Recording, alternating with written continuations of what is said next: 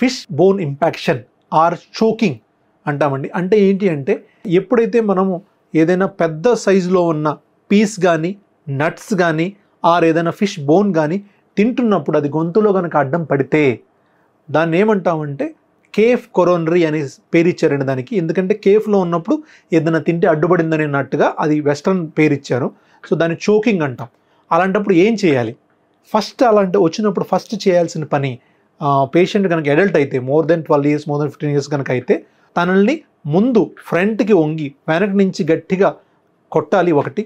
ఇంకొకటి వెనక నుంచి పట్టుకొని వాటేసుకొని గట్టిగా ఒక కుదుపు ఇచ్చినట్లయితే వాళ్ళకి పాజిటివ్ ప్రెషర్ ఇవ్వాలి చెస్ట్లో నుంచి. అంటే చెస్ట్లో నుంచి లంగ్స్ని ఒత్తేసి ఒక థ్రస్ట్ ఇవ్వాలి. అప్పుడే కింద నుంచి ఏదైతే అడ్డుపడిందో ఇక్కడ అది ముందుకెళ్ళి వచ్చేస్తుంది. ఈ పద్ధతి కూడా కుదరనప్పుడు లాస్ట్ పద్ధతి ఏంటి అంటే దాన్ని బైపాస్ చేయటం. అంటే ఇక్కడ ఈ లెవెల్లో అబ్స్ట్రక్షన్ ఉంటే దాని కింద లెవెల్లో కట్ చేసి ట్రేకియాని విండ్ పైప్ని కట్ చేసి ఒక ట్యూబ్ చిన్న ట్యూబ్ కనుక పెట్టగలిగితే దాన్ని ట్రేకియాస్టమీ పద్ధతి అంటాం. ఆర్టిఫిషియల్ ట్రేకియాస్టమీ పద్ధతిలో చిన్న ట్యూబ్ పెట్టగలిగితే దీన్ని బైపాస్ అయిపోతుంది పైది. కాబట్టి లంగ్స్లోకి ఎయిర్ వెళ్ళిపోతుంది.